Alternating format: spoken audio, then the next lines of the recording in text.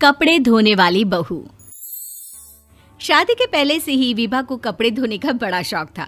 कभी नल के नीचे तो कभी तालाब के पास। अरे मेरी नीली वाली लुंगी नहीं दिख रही है। विभा की अम्मा, कहाँ रखी है लुंगी? अरे वो तो विभा ने परसों ही धोकर रखी थी आपकी अलमारी में, देखो वहीं होगी।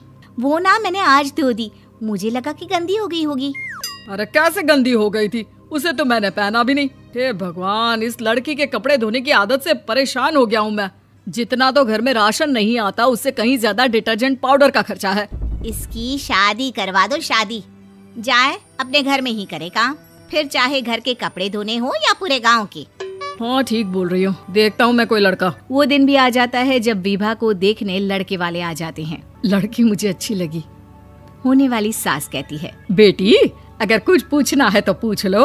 वैसे तो हमारी लड़की बहुत ही शर्मीली है, जो बोल दो वो मान लेती है, इसे क्या पूछना होगा। अरे कैसी बात कर रही हो माँ, मुझे इन लोगों के घर रहना है, सवाल तो कई है। हाँ हाँ बेटा, पूछ लो ना, क्या पूछना है। आप लोगों के घर कपड़े कौन धोता है? सास का मुंह बन जाता है।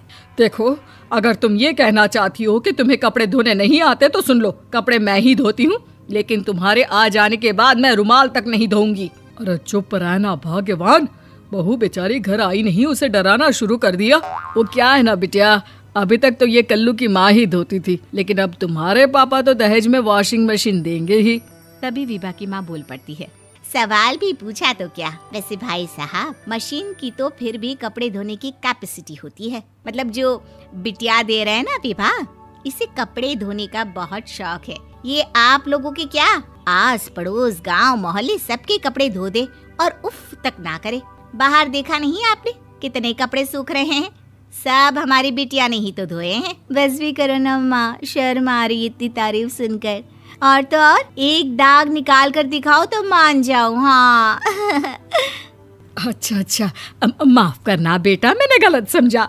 हमें तो रिश्ता बहुत पसंद है। और ऐसे जुड़ जाता है रिश्ता कपड़े धोने का शौक रखने वाली विभा का। उसकी शादी हो जाती है कोयला फैक्ट्री में काम करने वाले कल्लू के साथ। शादी के बाद अचानक विभा चिल्लाती हुई सास के पास आती है। सासू माँ, अरे सासू माँ कहाँ है आप?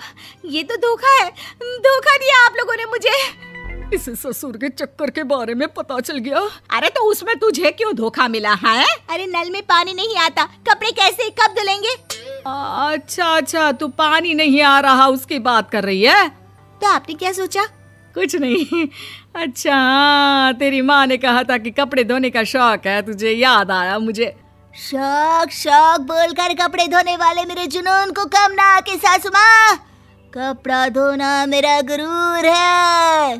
तभी पति भी वहाँ आ जाता है। अभी अभी मैंने इसे सनी देओल की फिल्म दिखाई है, उसी के डायलॉग मार रही है माँ। अच्छा सुन, साफ साफ बता रही हूँ, पानी सुबह 4 से 6 और शाम को 10 से 12 आता है, समझी? विभा टाइमिंग सुनकर हैरान हो जाती है। ये क्या भूतों का मोहल्ला है? सुबह 4 बजे उठकर कौन कपड़े धोता है? 4 बजे टंकी में पानी जाता है, फिर सारा दिन धोना ना, किसने मना किया? अरे कैसी बात कर रही हैं? 200 लीटर की टंकी में कितने कपड़े धो लूंगी मैं? सुबह ही उठ जाऊंगी मैं। अब क्या था, विभा सुबह 4 से लेकर रात के 12 बजे तक कपड़े ही धोती रहती। एक रोज सास पड़ोस से निकलकर कहीं जा रही होती है कि साथ वाली कहती है, हाँ कल्लू की माँ, जरा ये बताओ कि 2 साड़ी है, 2 ब्लाउज और एक पेटीकोट और एक नाड़े वाला लंबा कच्छा। हाँ तो? अरे तो क्या, कितना लोगी धुलाई ये बताओ। धोबन दिख रहे हैं हम क्या?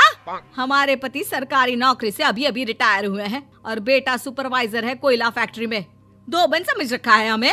हाय रे कल्लू की अम्मा, माफ कर दो, वो तो मोहल्ले में यही सब बता रहे थे कि तुमने बहू को कपड़ा धुलवाने के काम में लगा दिया है। सास को पड़ोसन की बात सुनकर गुस्सा आ जाता है। वो घर पहुंचती है जहां घर के बाहर ही इतने सारे कपड़े सूख रहे होते हैं जितने कि किसी धोबन के घर पर। अरे ओ कल्लू की दुल्हन, बाहर निकल। माँ जी यहीं आ जाओ, बाथरूम में चादर धो रहे हैं हम। अरे अभी हम धोते हैं, तुमको बाहर निकलो। ये आस पड़ोस वाले बोल रहे हैं कि हम बहू से कपड़े धुलवा धुलवा कर उसे कपड़ा धोने वाली बना दिए हैं। अरे छोड़ो ना माँ जी, किन लोगों की बातों में आती हो? आस पास के लोगों का तो काम ही होता है कि वो किसी तरह सास बहू को लड़ा दे। बहू सारे घर के कपड़े धोती है, ये क्या कम है? बोलिए। सास को भी लग जाता है कि वो बहू का ये सनकीपन नहीं छुड़वा सकती, इससे अच्छा है कि खुद ही चुप हो जाए। एक रोज सास और बहू मंदिर जाते हैं, जहाँ सास की साड़ी वहाँ खड़ी भीख मांगने वाली से मिलती है। माँ जी क्या बात है, आपकी साड़ी उस भिखारन से कितनी मिल रही है ना? हाँ हाँ देखो तो, दोनों की साड़ी मिल रही है। क्या बात है कल्लू की अम्मा, तुम खुद को तो अफसर की बीवी बताती हो और ऐसी सिंपल सी प्लेन साड़ी पहनकर घूमती हो। सिंपल और प्लेन नहीं है ये साड़ी। तो क्या सोने के धागे से फूल बने हैं? कुछ भी सासू माँ, कुछ भी।